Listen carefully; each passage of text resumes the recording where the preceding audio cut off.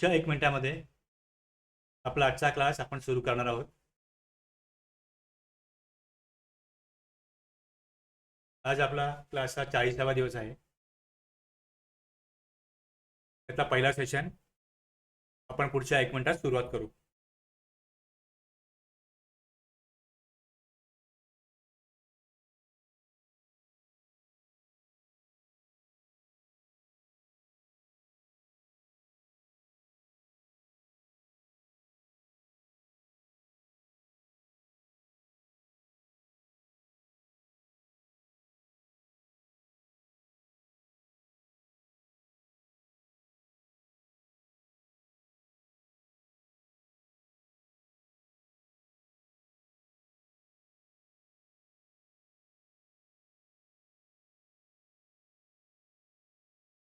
पुढच्या 1 मिनिटात आपल्याला आजचा क्लास सुरू करायचा आहे.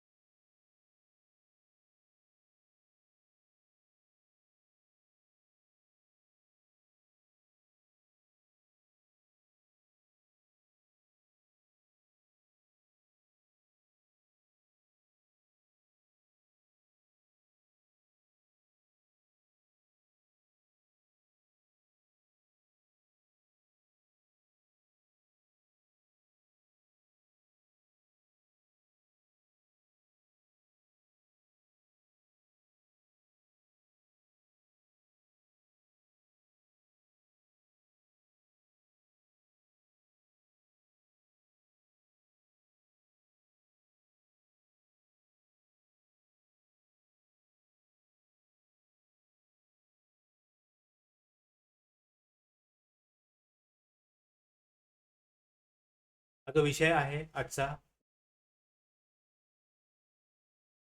Interest on delayed payment. आता interest on delayed payment of tax असा आहे.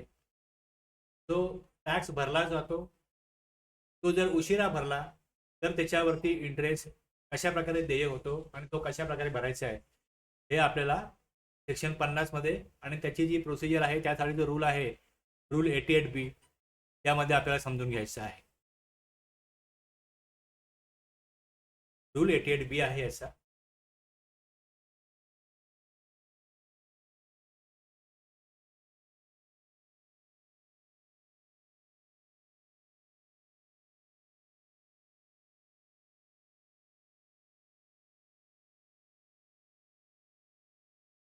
आपण सुरुवात करूया आता.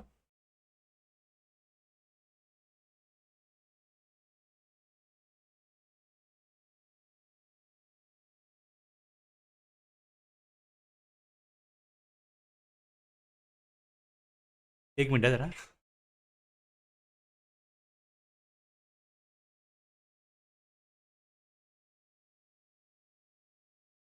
येस. तर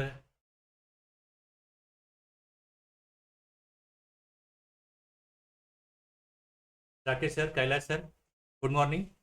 आपण आता सेक्शन 50ला सुरुवात करत आहोत. Interest on delayed payment of tax यामध्ये सेक्शन 50 जो आहे त्यामध्ये 3 सबसेक्शन आहेत. यामध्ये 3 सबसेक्शन आहेत. जर आपण इथे CBICच्या वेबसाईटला ओपन करून बघितलं तुमच्या लक्षात येईल इकडे की यामध्ये किती सबसेक्शन आहेत. पहिले आपण हे बघतो नेहमीच. आपण जेव्हा कुठलाही संदर्भ बघतो कुठलाही, तर त्यावेळेस त्याला ॲक्टमधले कुठले सेक्शन लागू आहेत, ॲप्लिकेबल आहेत हे बघतो. मग त्याला संबंधित रूल बघतो, त्या रूलमध्ये कुठले फॉर्म्स आहेत हे बघतो आणि त्यानुसार मग काय प्रोसिजर आहे हे आपण समजून घेत असतो. त्याप्रमाणे इथे आपण आता बघत आहोत. सेक्शन 50 मी काढणार आहे. इथे बघा, हा सेक्शन ज्या प्रकारे आपण आज बघत आहोत त्या प्रकारे हा पहिल्यापासून, म्हणजे ज्या वेळेस हा कायदा लागू झाला 1 जुलै 2017, 1 जुलै 2017, त्यावेळेस यामध्ये जी ड्राफ्टिंग होती त्यामध्ये आता खूप बदल झालेला आहे. आणि त्यामध्ये मग हा बदल जो आहे कधी झालाय काय झालाय खाली आपल्याला इकडे फुटनोटमध्ये दिसतं. तर यामध्ये सबसेक्शन 1 आहे. त्यामध्ये एक प्रोव्हाइजो पण आहे, म्हणजे एक मुख्य तरतूद, त्याला काहीतरी अपवाद असलेली दुसरी तरतूद. त्यानंतर सबसेक्शन 2 आहे आणि सबसेक्शन 3 आहे. म्हणजे इथे आपल्याला थोडक्यात एक 4 प्रकारचे वेगवेगळे तुम्हाला संदर्भ येतील आणि ती तरतूद जी आहे हे जरी असं वाटलं की अरे इंटरेस्ट ऑन डिलेड पेमेंट काय छोटा असेल, त्यात काय फार काय असणार आहे, तरी याच्यामध्ये पण बरेच काहीतरी संदर्भ आहेत ज्यातनं आपल्याला हा टॉपिक जो आहे हा 1 तासाहून जास्त काळ 2 तास चालू शकेल एवढं याच्यामध्ये ऍक्च्युली महत्वाचं कंटेंट आहे. तर यामध्ये असं आहे की ज्या वेळेस जीएसटीआर 1 भरला जातो, आउटवर्ड सप्लाय जो आहे हा डिक्लेअर होतो आणि त्यानंतर जीएसटीआर 3B मध्ये जो आहे हा ऍक्च्युली टॅक्सचं पेमेंट होतं. आता थोडं बघा इथे काय आहे.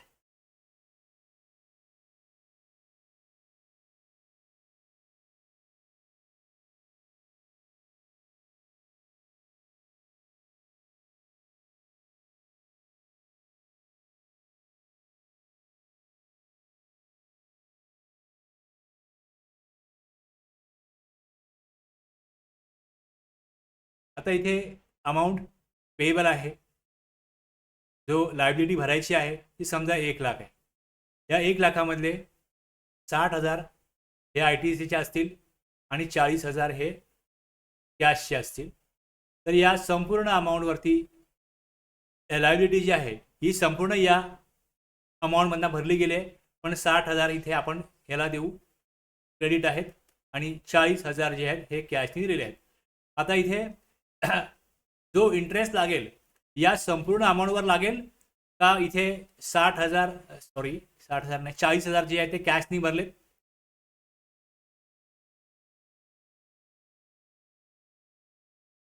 40,000 हे कॅशनी पे केले, याच्यावरती इंटरेस्ट लागेल. कशावरती इंटरेस्ट लागेल? जी लायबिलिटी पे केलेली आहे. आता हा जो जीएसटीआर 3B आहे हा 20 तारखेला भरला जातो, 20 ला भरला जातो. हा जर 25 ला भरला गेला म्हणजे 5 दिवस जर लेट फाईल केलं तर इंटरेस्ट लागतो. हा मुख्य मुद्दा लक्षात घ्या. इंटरेस्ट ऍप्लिकेबल केव्हा होतो? ज्या वेळेस ड्यू डेट नंतर जीएसटीआर 3B फाईल होईल त्यावेळेस त्याच्यावरती इंटरेस्ट ऍप्लिकेबल होतो. जर इंटरेस्ट ऍप्लिकेबल होत असेल तर इंटरेस्ट ऍप्लिकेबल करण्यासाठी एक क्रेडिटची अमाऊंट आहे, दुसरी कॅशची अमाऊंट आहे. या दोन्ही अमाऊंट मिळून 1 लाखाची लायबिलिटी इथे ऑफसेट केलेली आहे, पे केलेली आहे. आणि जर त्याच्यामध्ये 1 लाख पे केले, 60,000 क्रेडिट आहे, 40,000 कॅश आहे, हा एक ऑप्शन आहे. दुसरा 40,000 कॅश आहे. इंटरेस्ट कुठल्या अमाऊंटवर लागेल रिप्लाय करा, तुम्हाला काय माहिती आहे.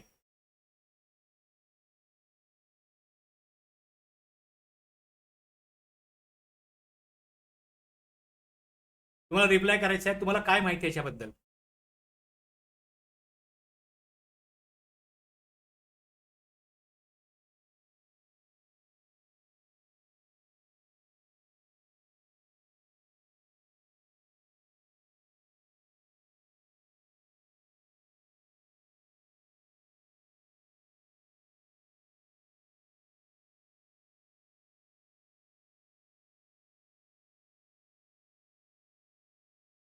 काय स्तरावरती मला सांगायचं आहे हे क्लिअर होण्याकरता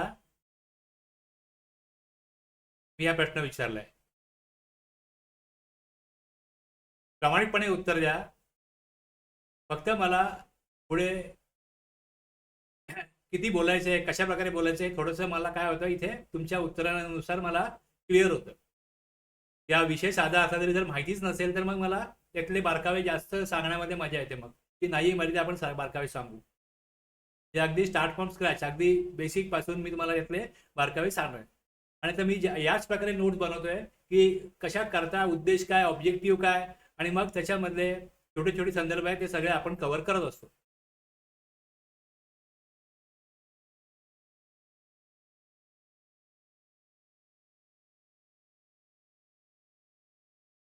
आता मी इथे बघा, इथे येतो, आपण हे वाचूया. आता यातनं आपल्याला काय कळतं बघूया. एव्हरी पर्सन मी एक्झाम्पल दिलं जीएसटीआर 3B जो कुठला रिटर्न असेल इथे कुठली लायबिलिटी असेल त्यानुसार आपल्याला हे लक्षात घ्यायचं. एव्हरी पर्सन, आता एव्हरी पर्सन मध्ये सगळे पर्सन आले आणि पुढे काय म्हटलं, कोणते person? Who is liable to pay tax.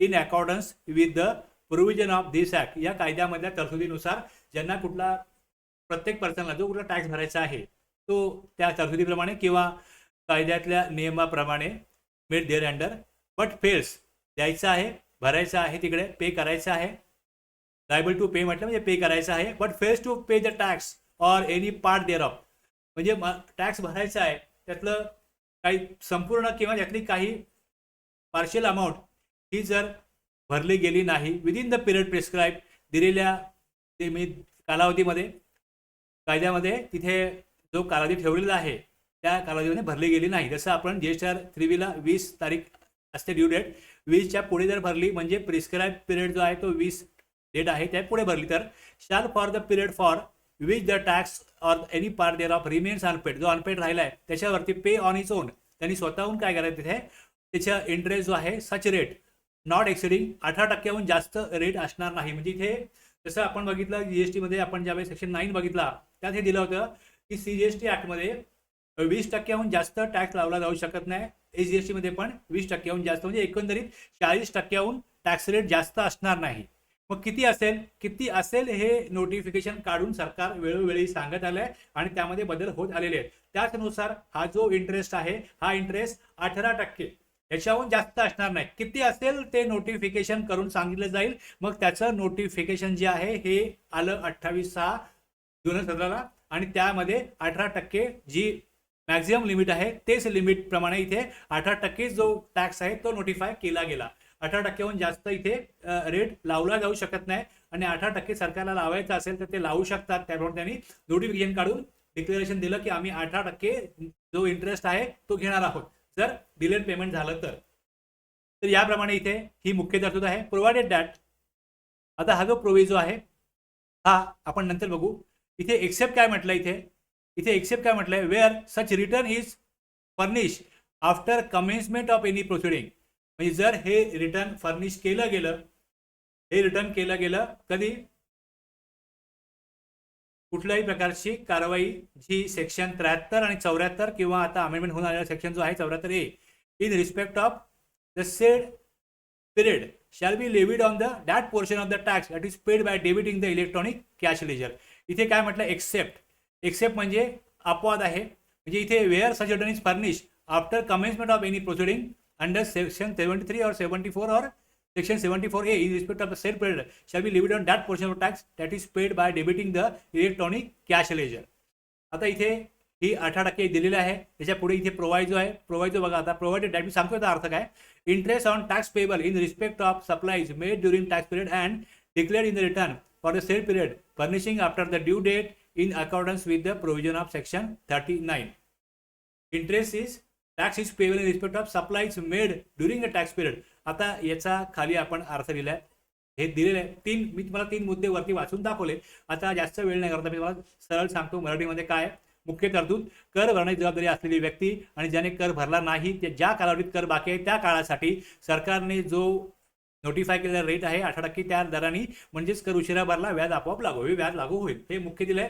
आता प्रोव्हाइजो काय म्हणतो, जर एखाद्या कर कालावधीचा टॅक्स पिरियड कर जो त्या महिन्याच्या GSTR 3B मध्ये दाखवला आहे आणि ती ड्यू डेट नंतर भरली तर व्याज फक्त त्या करावर लागेल जो इलेक्ट्रॉनिक कॅश लेजरने भरला आहे. आता हे प्रोव्हाइजो मध्ये आहे, हे येईल पुढे पण रूल मध्ये पण हे येईल, कारण हे सगळे तिन्ही विचारात घेऊन हा अर्थ निघतो. आणि जर करदात्याने रिटर्न द्यायच्या आधीच त्या कालावधीसाठी सेक्शन 73, 74, 74A अंतर्गत कोणतीही कारवाई सुरू झालेली असेल तर वरचा प्रोव्हिजो लागू होत नाही. हे प्रोव्हिजो लागू होत नाही, मग व्याज संपूर्ण उशिरा भरलेल्या करावर लगेच ITC असो वा कॅश या प्रकारे मुख्य तरतूद आहे ती इंटरेस्ट लागेल 18% उशिरा फाईल केल्यास रिटर्न हे दाखवतं. इथे प्रोव्हिजन ऑफ सेक्शन 39 म्हटलं का 39 मध्ये GSTR 3B यातलं एक एक्झाम्पल आहे. त्यामध्ये जे रिटर्न कुठले येतील संदर्भ येईल त्याचा, ते रिटर्न जर उशिरा भरले तर काय होईल, तिथे इंटरेस्ट लागेल. सेक्शन 39 मध्ये जे काय प्रोसिजर तिकडे दिलेली आहे, तरतूद दिलेली आहे त्यामधले सगळे त्यामध्ये येतील. एक्झाम्पलला आपण इथे GSTR 3B दिला आहे, तो जो त्या महिन्याच्या GSTR 3B मध्ये दाखवला आहे जर ड्यू डेट नंतर भरला तर इलेक्ट्रॉनिक कॅश लेजरमधनं जेवढी अमाऊंट गेलेली आहे तेवढ्याच अमाऊंटवरती काय लागेल तिकडे, म्हणजे इथे हे प्रोवाय जो आहे डायरेक्टली त्याला इकडे शालनी जोडायचा आहे. हा जो एक्सेप्शन आहे हा तेव्हाच लागू होतो, एक्सेप्शन तेव्हाच लागू होतो ज्या वेळेस कुठल्याही प्रकारची कारवाई जी 73, 74 आणि 74A नुसार चालू झालेली आहे. जर ती चालू झालेली नाहीये म्हणजे ही 99% परिस्थितीमध्ये काय असतं, अशी कुठली कालावधी नाहीये. म्हणजे नॉर्मल रूल काय, नॉर्मल प्रोव्हिजन काय, नॉर्मल तरतूद काय, इलेक्ट्रॉनिक कॅश लेजरच्या अमाऊंटनी भरलेला जेवढा टॅक्स आहे, जेवढा कॅश पेमेंट केलेला आहे त्या अमाऊंटवरच काय लागेल, इंटरेस्ट लागेल. स्पष्ट होते का तुम्हाला? मी वरती जे इंग्लिश टेक्स्ट दाखवलं म्हणजे मुख्य जे आपलं बेअर ऍक्ट मधलं आपण घेतलेलं आहे ते कशा प्रकारे आहे, तर तिथे प्रोव्हाइडेड दॅट म्हटलेलं आहे आणि त्यानंतर एक्सेप्शन म्हटलंय. मग ते एक्सेप्शन केव्हा लागू होईल हे लक्षात घ्या. तुम्हाला कळलं असेल तर यस रिप्लाय करा. आपण कायदा समजून घेत आहोत म्हणून मी या प्रकारे दाखवतो. खाली जरी मी मराठीत लिहिलेलं असलं तरी एक्झॅक्टली तिथे कशा प्रकारे ते जोडलेलं आहे आणि तोडलेलं आहे हे लक्षात घ्या. एक्सेप्शन लागू केव्हा होईल, ज्यावेळेस कारवाई लागू होईल त्यावेळेस. आणि ज्यावेळेस नॉर्मल तिकडे दिलेलं आहे टॅक्स भरायचा आहे, provided that shall be levied on that portion of the tax that is paid by debiting the. डेबिटिंगचा अर्थ काय होतो, तिकडे जी कॅश जमा झालेली आहे ती वापरून जर का टॅक्सचं पेमेंट केलं गेलं आहे तेवढ्याच अमाऊंटवरती काय लागेल, तिथे व्याज द्यावं लागेल, इंटरेस्ट द्यावा लागेल.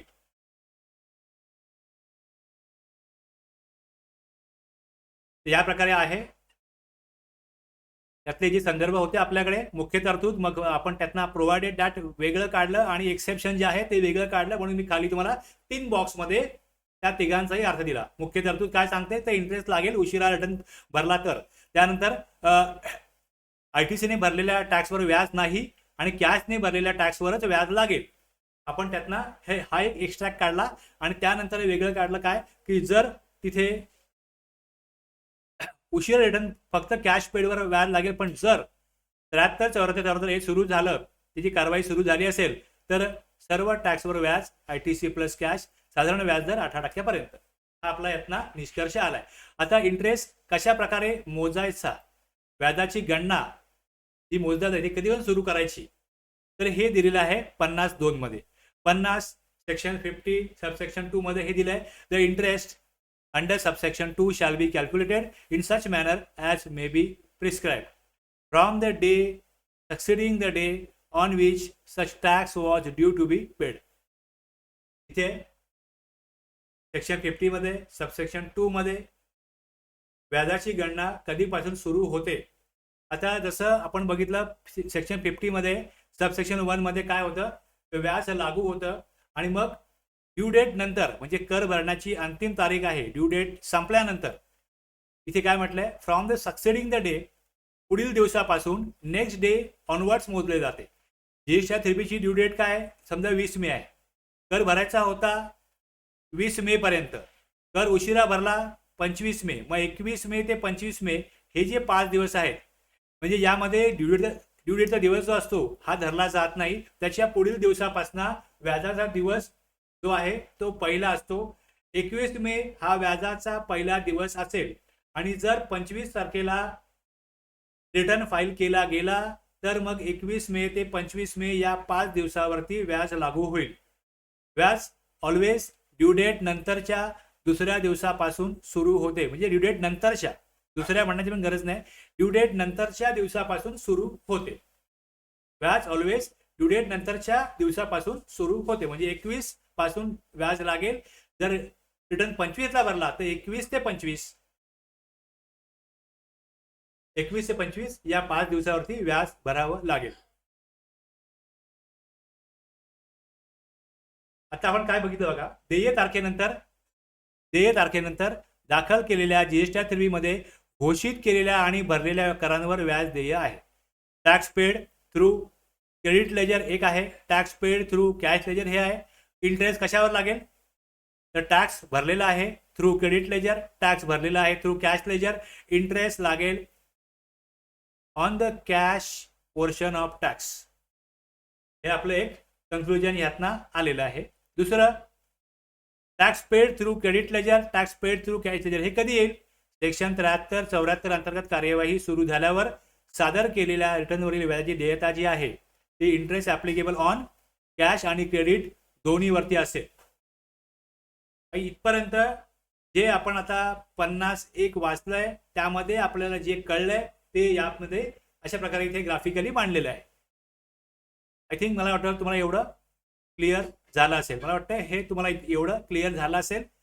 हा टप्पा महत्त्वाचा आहे कारण ह्याच्यानंतर काही गुंतागुंतीचे मुद्दे पुढे येतील, त्यामुळे हे कळणं गरजेचं आहे.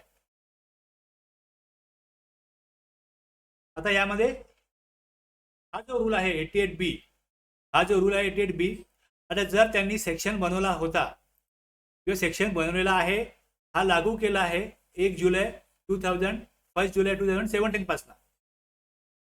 जर ते 2017 पासून हा कायदा अंमलात आणतात, 1 जुलै 2017 पासून हा कायदा लागू होतो आणि त्यामध्ये हा सेक्शन इथे येतो, तर ह्याचा रूल पण तेव्हाच यायला पाहिजे ना. जर याची प्रोसिजर करण्याकरता रूल जर असेल तो रूल पण तिथे तेव्हाच यायला पाहिजे. रूल त्याला दिला गेला, रूल बनवला गेला. 88B हा रूल आहे. थोडा आकड्यांचा माझा गोंधळ होतो त्यामुळे मी आता आकडा वाचूनच बोलणार आहे. 88B, manner of calculating interest on delayed payment of tax.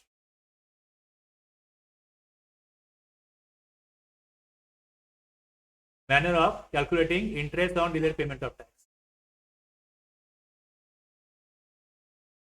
तर हा कधी आला बघा इथे, हे जे नोटिफिकेशन आहे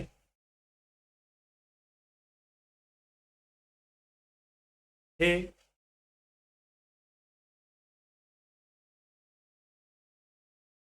उशिरा खूप हा लागू झालेला आहे.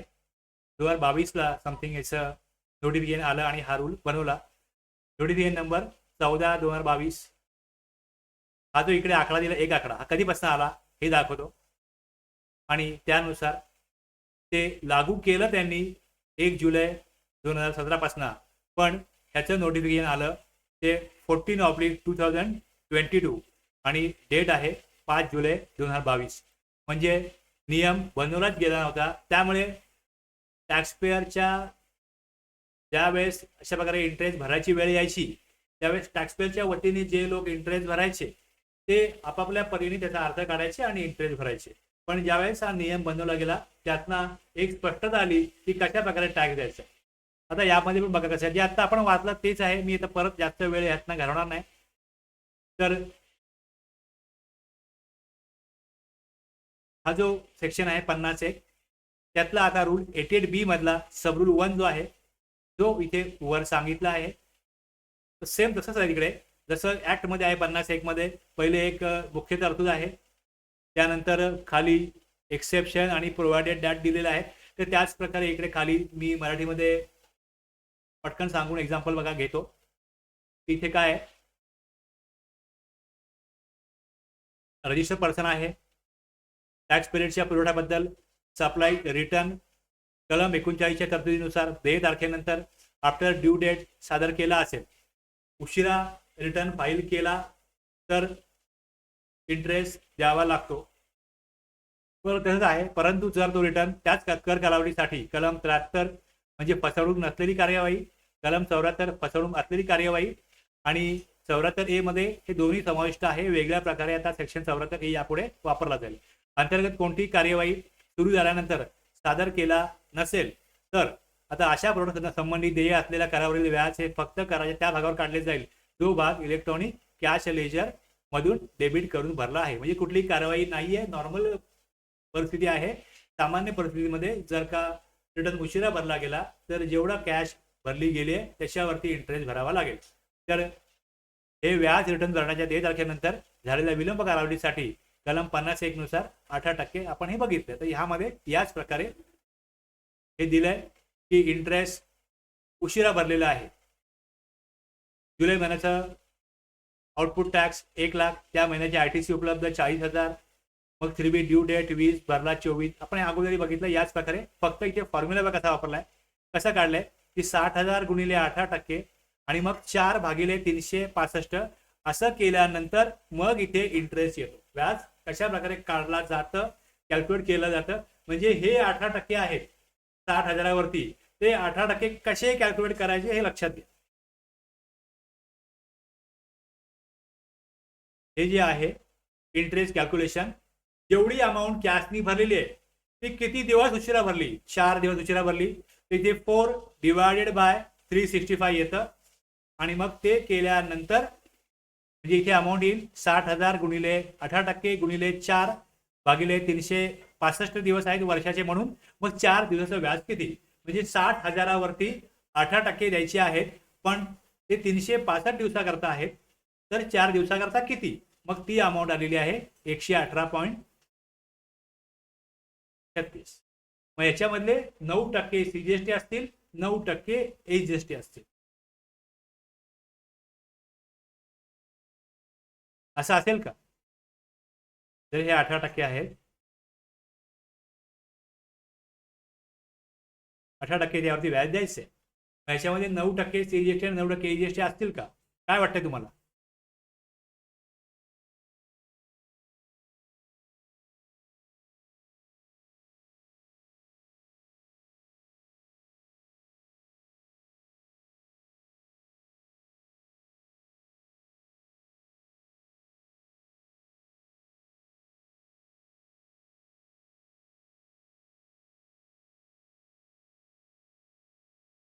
मला आणखीन एक विषय सांगायचा आहे, म्हणून मी पोर्टल काढतो.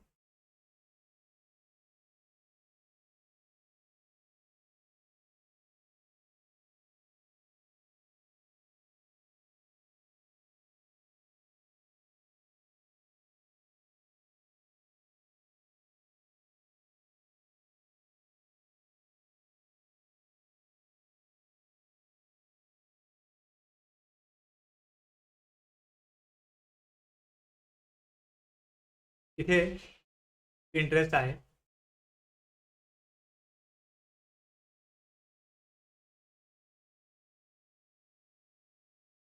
जो आता मी दाखवला फॉर्म्युला, तोच फॉर्म्युला इकडे वापरला जातो.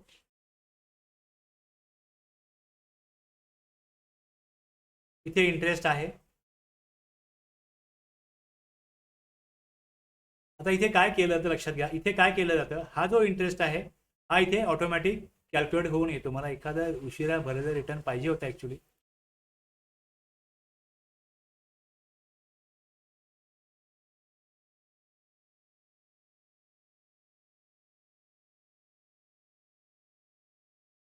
त्यामध्ये असेल आकडा भरलेला बरं होईल.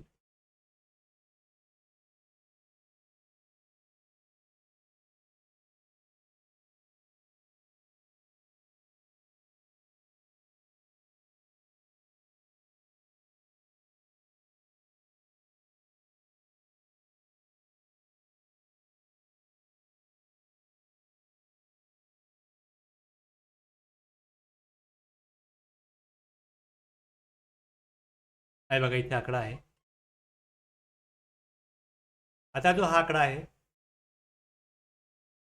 हा अमाऊंट युअर अमाऊंट आहे आणि सिस्टम कम्प्युटेड व्हॅल्यू आहे. हा ऑटोमॅटिक कॅल्क्युलेट होऊन येतो. आता हा ऑटोमॅटिक कॅल्क्युलेट कसा होतो, तर याच्यामध्ये असं आहे की मागचा रिटर्न कधी भरला.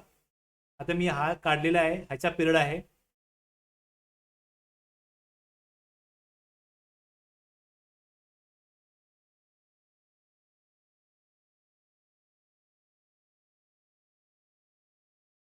हे मी काढले, ड्यू डेट 20/4/24.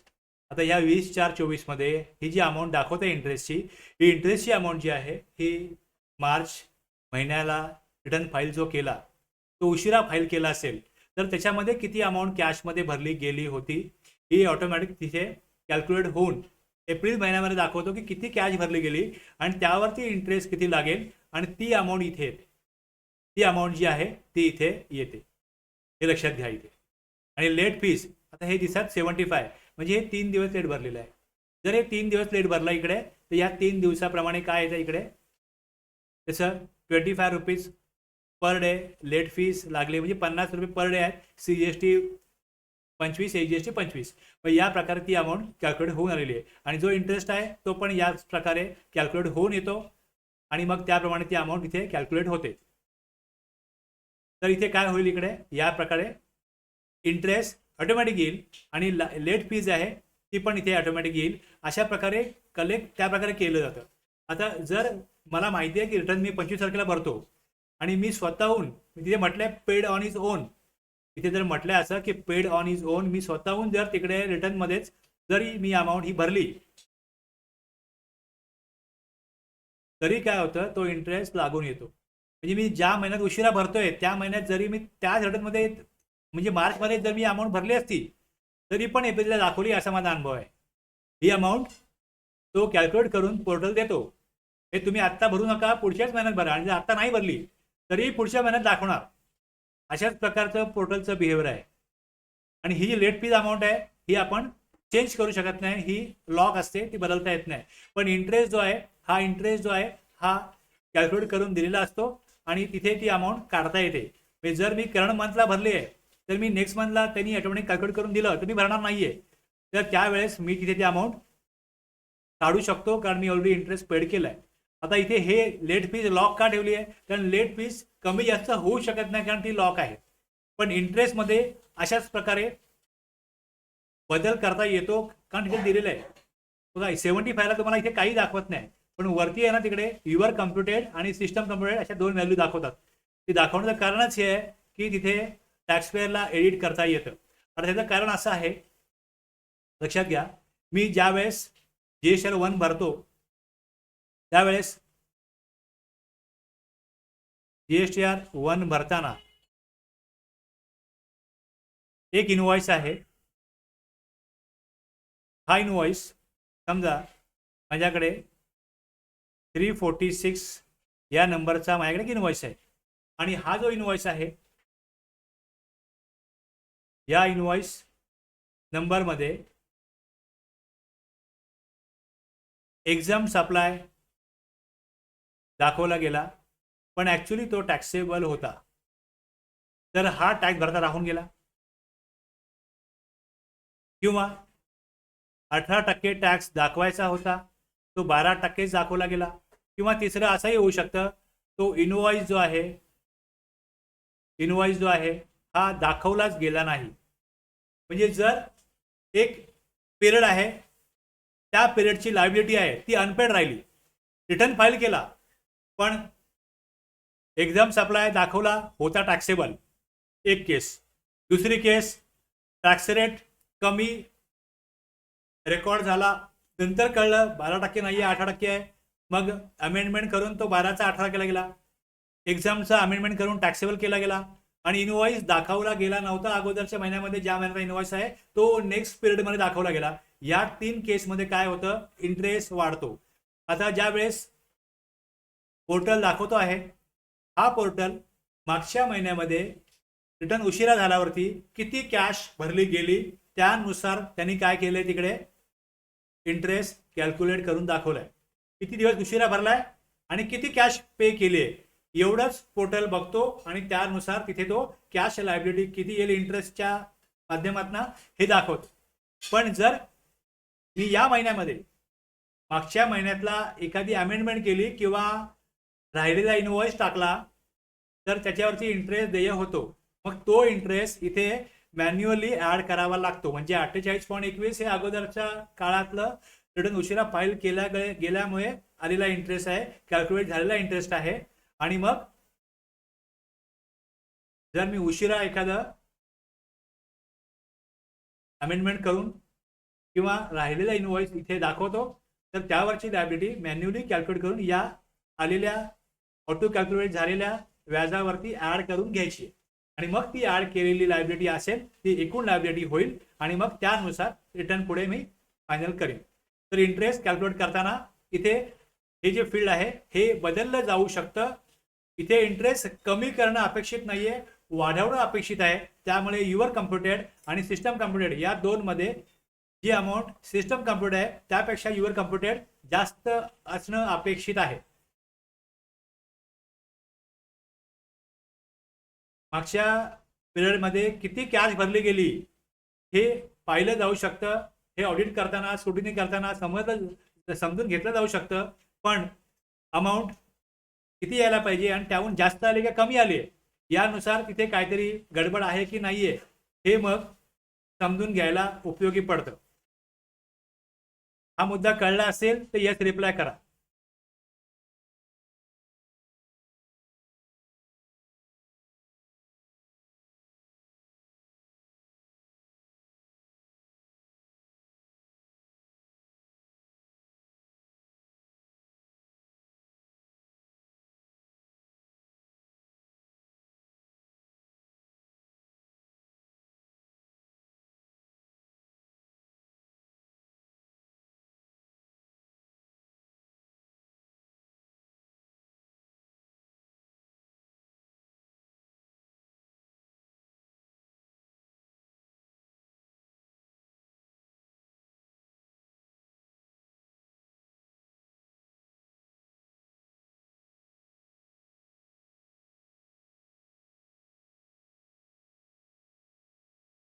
बघा आता परत एकदा की हा जो 88B1 आहे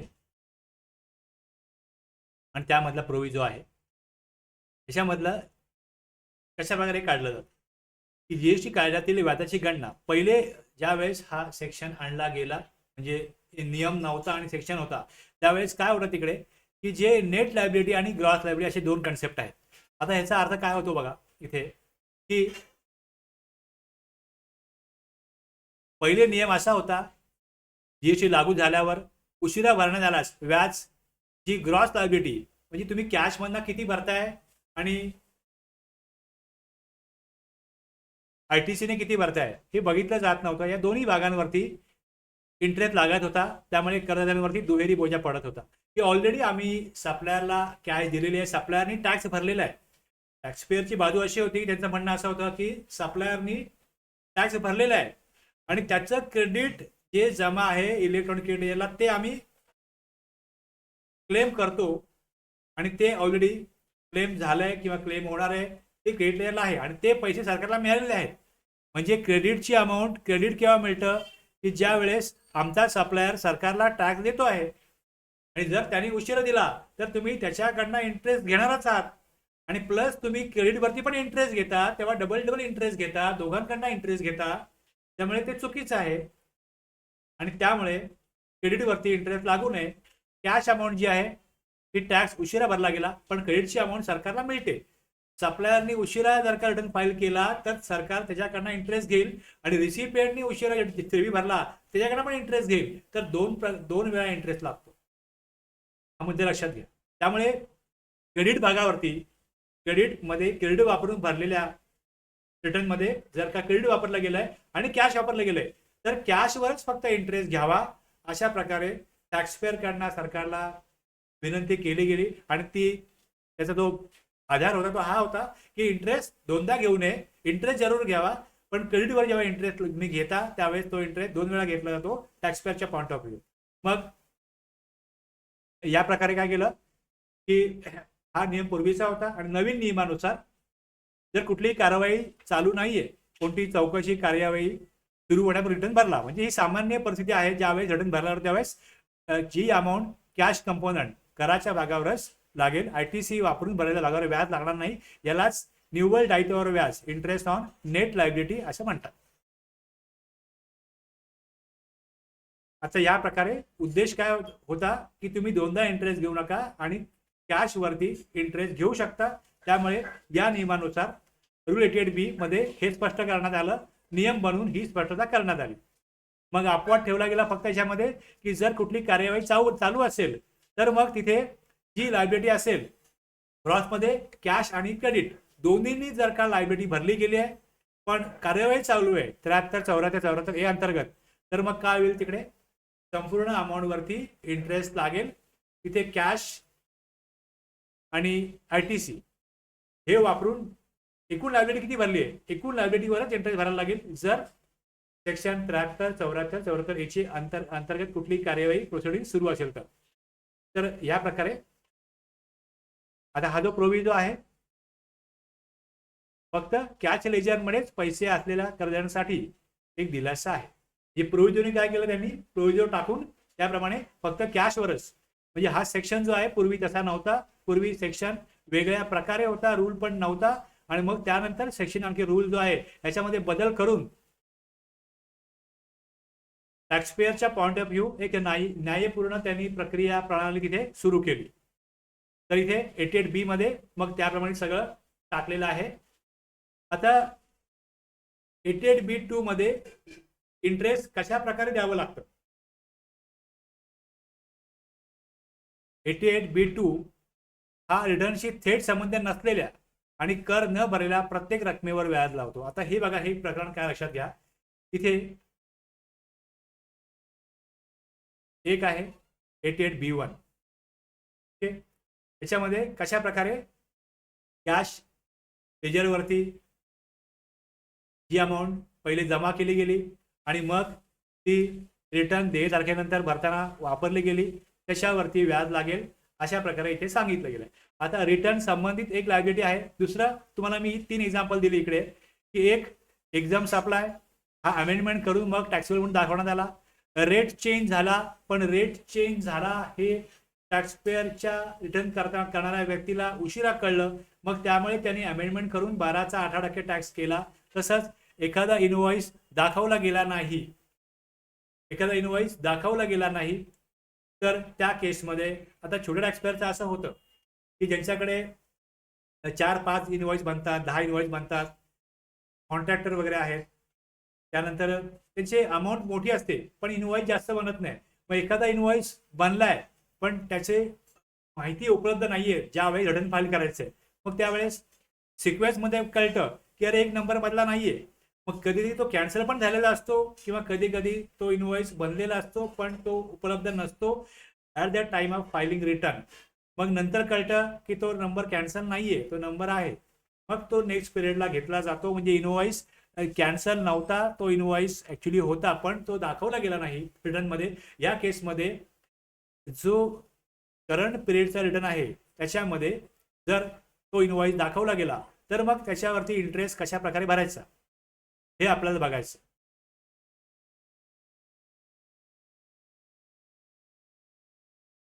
एक पहिला नियम सांगतो की कशा प्रकारे इंटरेस्ट भरायचा. नॉर्मली इंटरेस्ट रिटर्न उशिरा झाला तर इंटरेस्ट लागतो. तर इथे कर भरणा उशिरा झाल्यास व्याज काढण्याची पद्धत ही सामान्य व्याज गणना, आणि त्यामध्ये 73, 74, 74 याची प्रोसिडिंग असेल तर मग कशा प्रकारे येईल हे बघितलं आपण. तो नियम, हा पहिला नियम हे सांगतो. आणि दुसरा नियम जो आहे त्याच्यामध्ये दुसरा नियम जो आहे त्याच्यामध्ये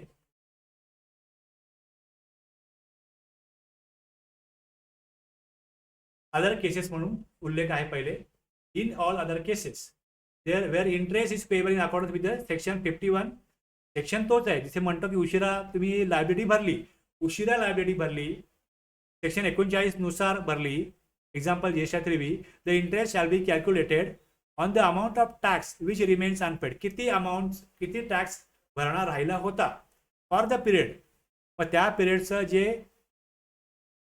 from the date on which such tax was due to be paid, म्हणजे 20 तारखेला आपण 3B भरत असू तर त्या ड्यू डेट पासना तो कधी भरला, the date such tax is paid at such rate as may be notified, म्हणजे 18% आहे तो रेट. हे लक्षात घ्या. ज्या प्रकरणामध्ये रूल 88B1 लागू होत नाही अशा सर्व परिस्थितीमध्ये, म्हणजे अदर केसेस, तर तुम्हाला मी 3 एक्झाम्पल दिली अदर केसची, की इनवॉइस तिथे एखादा इनवॉइस दाखवला गेला नाही तर तो नंतर दाखवला जातो.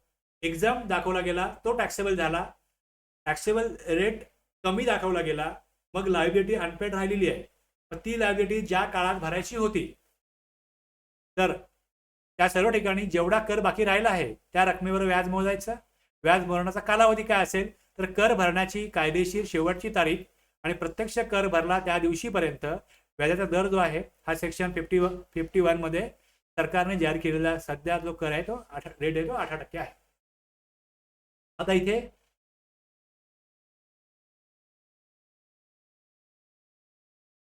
एक्झाम्पल बघा. आता इथे काय दिलेलं आहे, हा कधी बघायचा? रिटर्नशी थेट संबंध नसलेल्या कर न भरलेल्या प्रत्येक रकमेवर व्याज लागतो. म्हणजे रिटर्न इनवॉइस जो आहे हा 12 जुलै 2025चा आहे आणि याची रिपोर्टिंग डेट ऍक्च्युली काय असायला पाहिजे होती? जुलैच्या रिटर्नमध्ये तो इनवॉइस दाखवला गेला पाहिजे. इनवॉइस रिपोर्टिंग डेट काय झाली? इनवॉइस रिपोर्ट केला गेला ऑक्टोबर महिन्याच्या जीएसटीआर 1 मध्ये. जीएसटीआर 1 फाईल कधी झाला? 10 नोव्हेंबर 2025 मध्ये. आणि त्या महिन्याचा जीएसटीआर 1 चा 10 नोव्हेंबर 2025 फाईल झाल्यानंतर ऑक्टोबर महिन्याचा जीएसटीआर 3B कधी फाईल केला गेला? तर तो दिलाय 16 नोव्हेंबर 2025. जुलैचा इनवॉइस जुलैमध्ये रिपोर्ट करायचा राहून गेला. जुलैचा एक इनवॉइस जुलैमध्ये रिपोर्ट करायचा राहून गेला. मग रिपोर्ट कधी केला? रिपोर्ट केला ऑक्टोबर महिन्याच्या जीएसटीआर 1 मध्ये.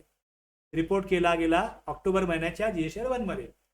ऑक्टोबर महिन्याचा जीएसटीआर 1 फाईल झाला 10 नोव्हेंबरला आणि त्याची लायबिलिटी भरणार आपण 3B मध्ये.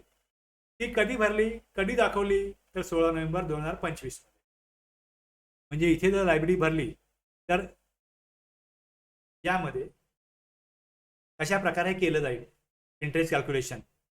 तर 12 जुलैचा जो इनवॉइस असेल तर जुलैचा इनवॉइस ऑगस्टला त्याचा रिटर्न फाईल होतो. 20 ऑगस्ट ही त्याची ड्यू डेट आहे. मग इथे व्याज कालावधी कॅल्क्युलेट होईल. त्या इनवॉइस रिपोर्ट करण्याच्या जुलै महिन्याच्या ITC 0 होता. तिथे ITC होता का पहिले हे बघितलं गेलं. तिथे ITC होता का त्या महिन्यात? म्हणजे जर तिथे ITC 0 असेल तर कॅश भरली गेली असती, कॅश भरायला लागली असती. थोडा वेगळा मुद्दा इथे लक्षात घ्या की जर जुलैमध्ये ITC होता तर मग ITC मधून भरला गेला असता.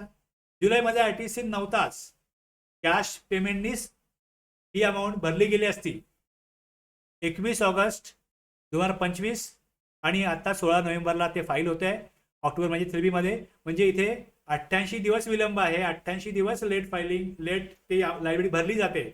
मग 1 लाखावरती 18%, 1 लाखावरती 18% आणि 88 डिवाइड बाय 365 हे मल्टिप्लाय केलं 1 lakh into 80% into 88 divide by 365 तर या 88 दिवसावरती व्याज निघेल 4340. हे तुम्हाला क्लिअर झालंय?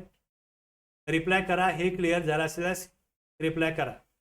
मग मी ITC 0 असल्यास काय होतं हे सांगतो पुढे आणि ITC 0 नसल्यास काय झालं हे पण सांगतो पुढे. इथपर्यंत कळलं असल्यास येस रिप्लाय करा.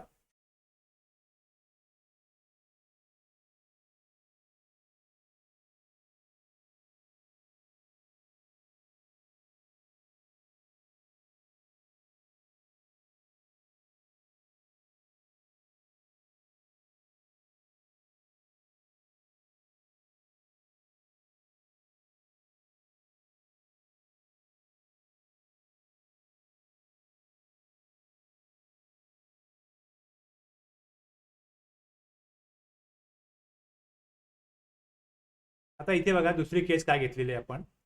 दुसरी केस बघा. आता परिस्थिती तीच आहे पण इथे परिस्थिती काय लक्षात घ्या की जुलै महिन्याचा इनवॉइस आहे तो रिपोर्ट केला गेला 10 नोव्हेंबरच्या जीएसटीआर 1 मध्ये. जुलै महिन्याचा इनवॉइस आहे.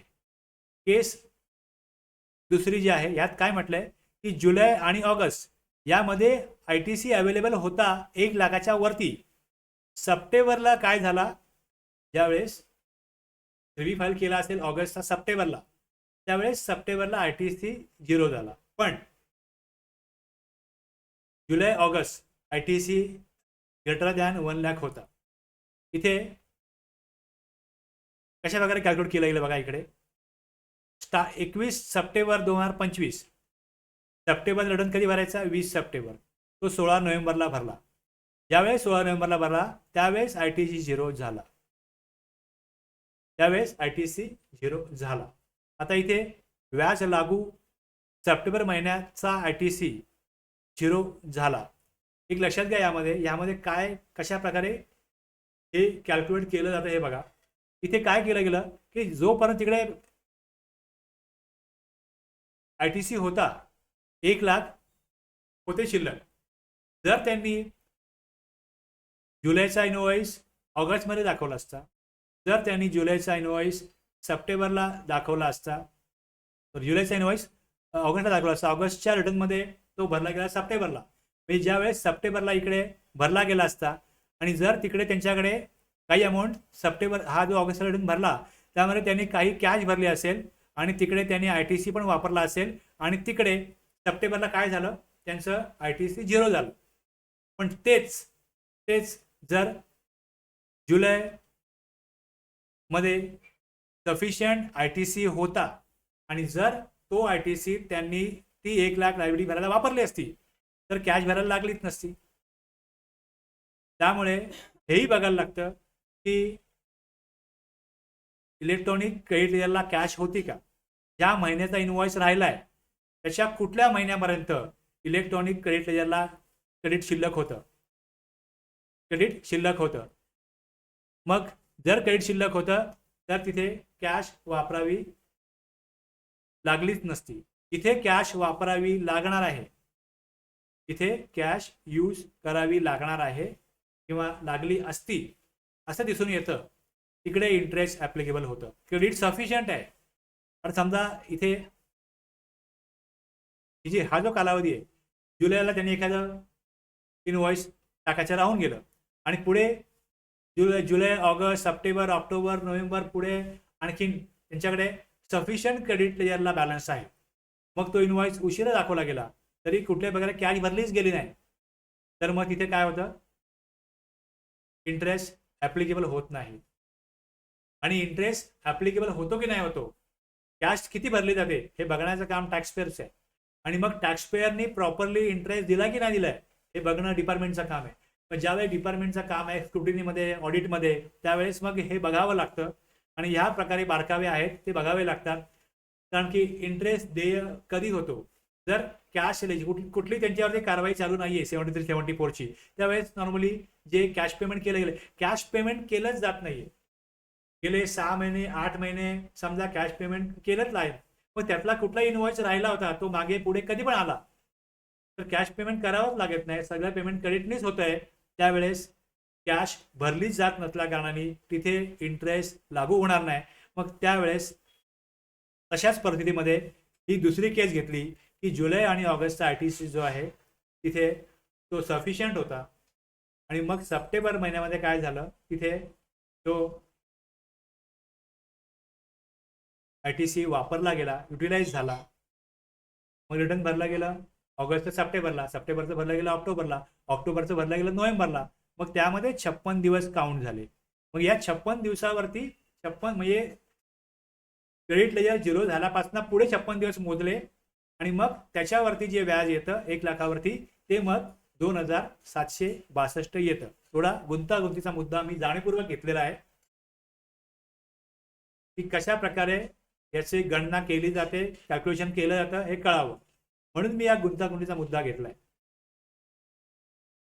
आणि तिन्ही महिन्यात जसं जुलै ऑगस्ट सप्टेंबर ITC अवेलेबल आहे ग्रेटर दॅन 1 लाख.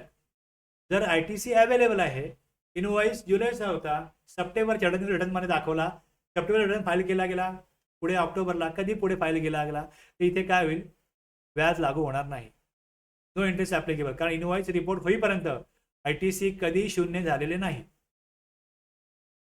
की जर कुठल्या प्रकारे क्वेरी काढली गेली टॅक्सपेअरची तर त्यांनी जर का या प्रकारे उत्तर दिलं तुम्हाला की आमच्याकडे पुरेसा ITC होता त्यामुळे आम्ही एकदम सप्लाय टॅक्सेबल झाला, एकदम सप्लाय टॅक्सेबल झाला, किंवा 12%चा रेट आम्ही 18% केला, किंवा एखादा राहिलेला इनवॉइस आहे तो पुढे रिपोर्ट केला आणि त्याचा टॅक्स भरला, या केसमध्ये आमच्याकडे पुरेसा इनपुट टॅक्स क्रेडिट लेजरला होता, त्यामुळे आम्हाला सेक्शन 50 प्रमाणे आणि रूल 88B प्रमाणे कुठल्याही प्रकारचं व्याज देय होत नाही, असं उत्तर तुम्हाला त्याने दिलं. तुम्हाला त्याचा उत्तराचा अर्थ कळला पाहिजे, म्हणून मी या प्रकारच्या 3 केसेस दिल्या आहेत. जर हे तुम्हाला कळलं असेल, पटलं असेल तर येस रिप्लाय करा, आणि यातलं काही जर कळलं नसेल किंवा पटलं असेल तर मला विचारा. जे रेकॉर्डेड लेक्चर बघत असतील त्यांना ज्या वेळेस हे ते बघत असतील त्यावेळेस काही याच्यावर शंका असेल तर मला ते व्हॉट्सअपला मेसेज करून विचारू शकतात. कधी यावरती विचारायचं असेल मला विचारलं जाऊ शकतं.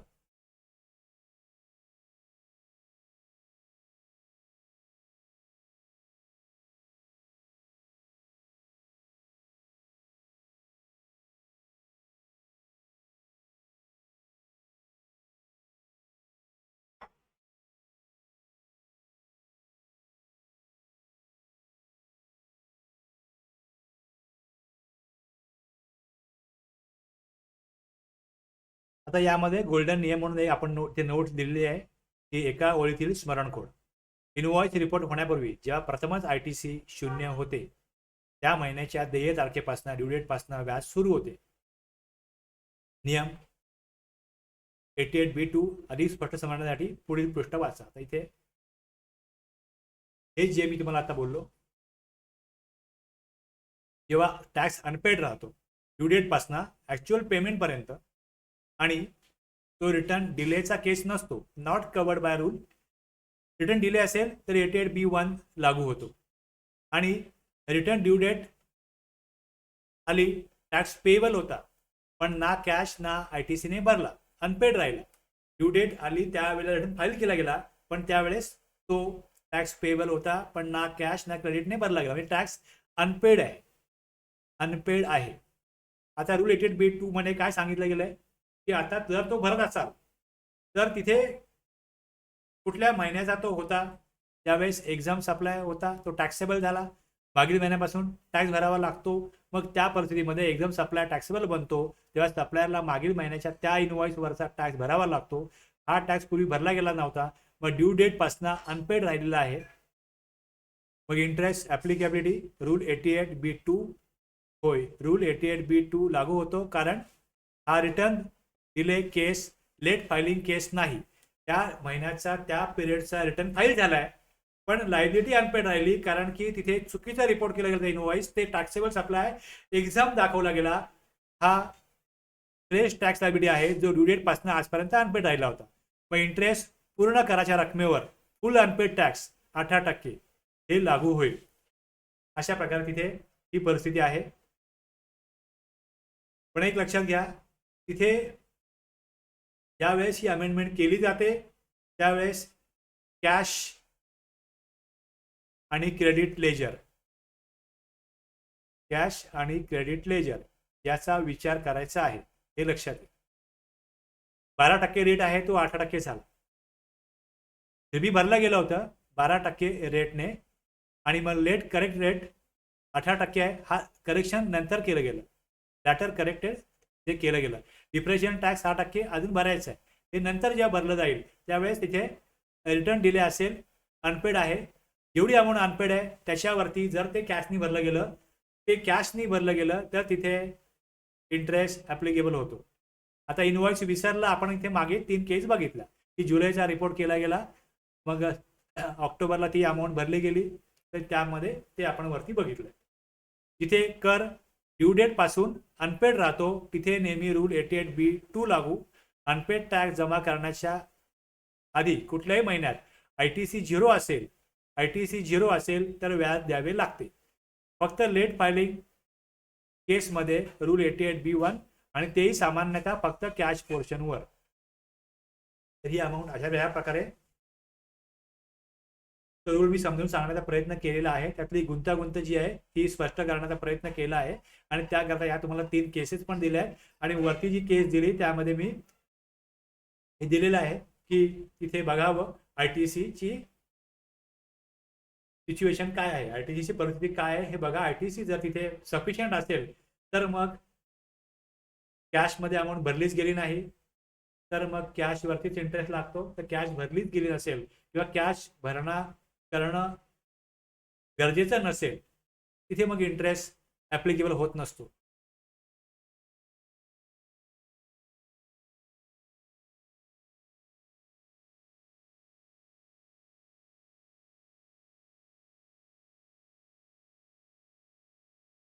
एवढं कळलं असेल तर यस रिप्लाय करा आणि आपण आता ब्रेक नंतर सेकंड सेशनला 11:20 पुढचं सेशन घेऊ. इथे मला थांबवायचा हा विषय. वेगळा विषय आपण सुरू करणार आहोत ब्रेक नंतर.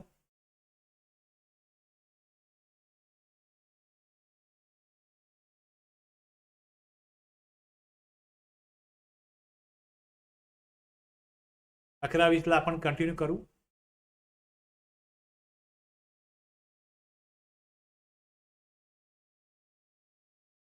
इथे मी थांबतो, कारण की जेवढा मुख्य मुद्दा आहे तो मी स्पष्ट केला आणि त्यातले पण पुढे बारकावे जे मला लक्षात आले ते मी पुढे स्पष्ट केले. आता पुढचा जो विषय आहे तो रॉंगली अवेल्ड आणि युटिलाइज RTC वरती आहे. आपण एकदम थोडा मेंटल ब्रेक घेऊन फ्रेश होऊन सुरुवात करूया ब्रेक नंतर.